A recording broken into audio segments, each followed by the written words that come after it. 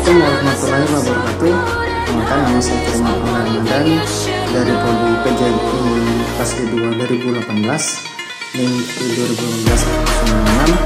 Jadi di sini saya akan menjelaskan analisis dan materi terkait masalah belajar. Jadi sebelum mulai kita introduksi.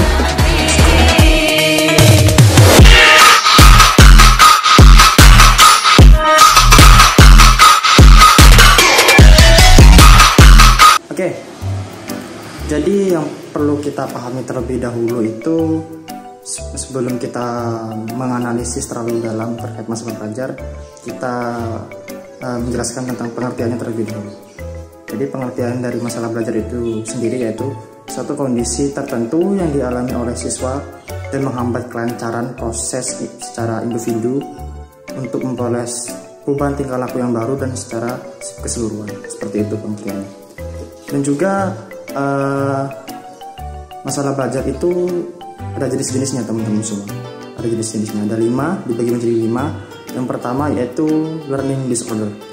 Learning disorder ini keadaan di mana proses belajar seorang terganggu karena timbulnya sesuatu yang bertentangan. Jadi kita langsung ke contohnya aja. Contoh seperti ini. Ada misalnya Firman nih, Firman contohnya ya. Nah, Firman tuh punya badan yang postur tubuh yang tinggi, yang atletis banget, jadi atlet sepak bola atau atlet bola basket. Nah tapi ada sesuatu atau pelajaran yang mana menuntut si Firman ini harus bisa nari. Nah itu namanya learning disorder seperti itu. Ya secara garis besar ya tidak bisa atlet sepak bola disuruh harus bisa menguasai nari, ya impossible gitu, mustahil.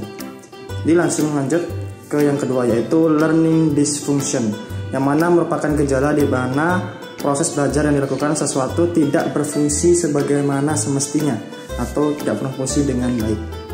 Langsung ke contohnya aja langsung. Ada suatu siswa memiliki postur tubuh yang bagus seperti atlet sepak bola, tapi tidak dilatih seperti atlet sepak bola itu sendiri. Nah, itu sudah termasuk dalam learning dysfunction, yaitu kesalahan atau fungsi dari belajar itu sendiri salah, seperti itu. Yang ketiga yaitu underachiever. Jadi di sini mengacu pada siswa yang memiliki intelektual tinggi tapi prestasinya ya biasa-biasa aja. Jadi ada siswa, contohnya ada siswa yang memiliki IQ yang kira-kira di atas rata-rata, sekitar 140 atau 130-an lah. Tapi dia memiliki intelektual seperti itu, tapi dia tidak memiliki prestasi yang sesuai dengan intelektualnya, atau ya jadi siswa yang biasa-biasa saja.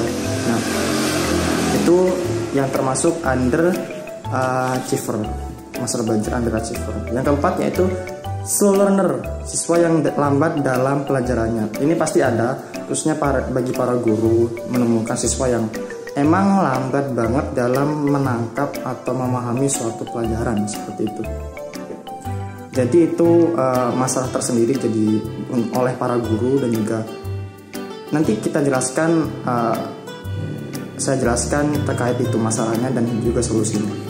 Langsung lanjut ke yang terakhir yaitu learning disabilities, yaitu mengacu pada siswa yang tidak mampu belajar.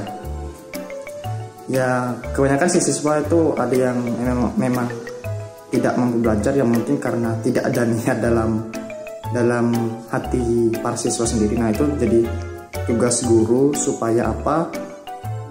Supaya ya siswa-siswanya bisa belajar dan tidak terhambat dalam pelajarannya dan juga tidak malas. Nah seperti itu.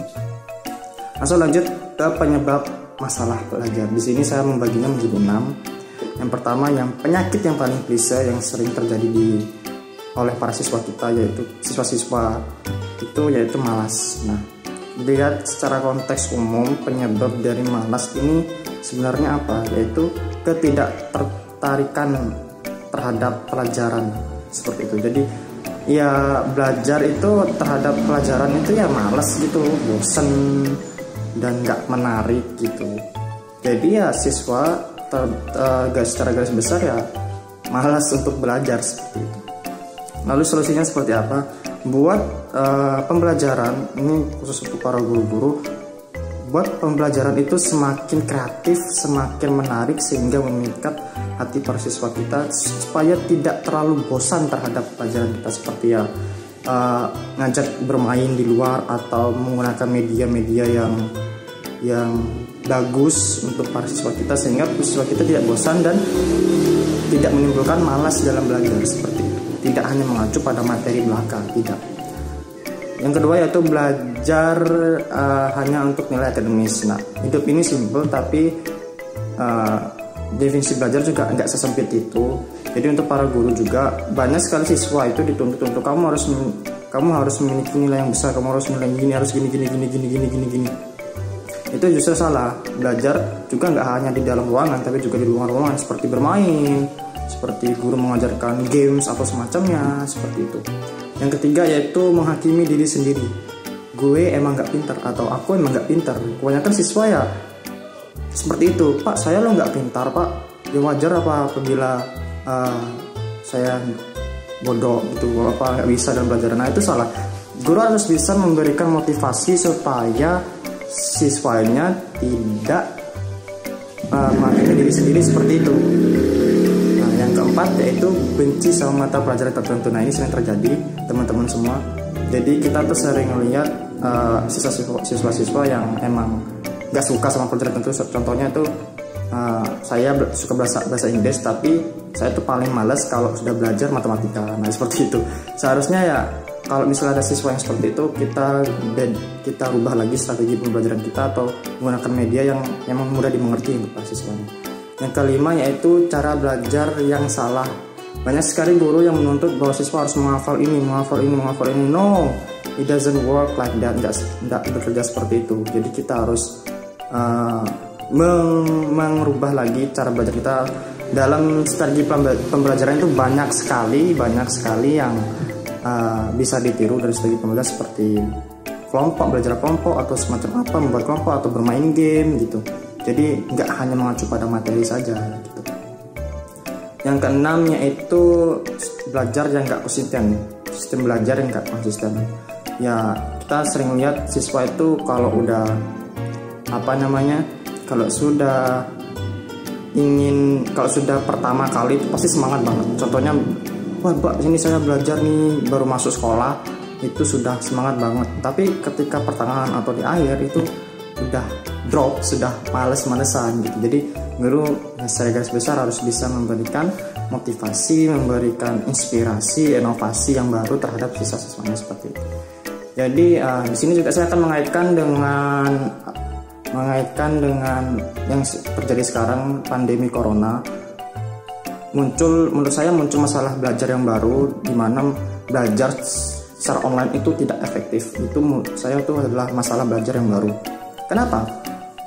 Karena banyak dari guru di sana tidak menasbar ilmunya secara langsung. Otomatis siswa tidak mengerti apa yang dimaksud gurunya. Guru hanya memberikan tugas yang sudah selesai, dan siswanya ya nggak ngerti tugasnya itu seperti apa, dan maksud dari tugas tersebut itu seperti apa. Ya memang ada parents, ada orang tua, itu memang ada. Cuma ya apa ngerti, tidak semua orang tua itu mengerti apa yang dimaksud tugas gurunya tersebut gitu. Jadi menurut saya itu secara garis besar tidak efektif, dan itu termasuk masalah belajar menurut saya. Lalu bagaimana dan juga tidak semua siswa itu punya kuota banyak, jadi nggak semua harus online. Bagaimana jika siswa itu tidak atau sedang offline, sedangkan gurunya itu menuntut harus selesai jam segini, dan itu tidak bisa dikembalikan. Itu kan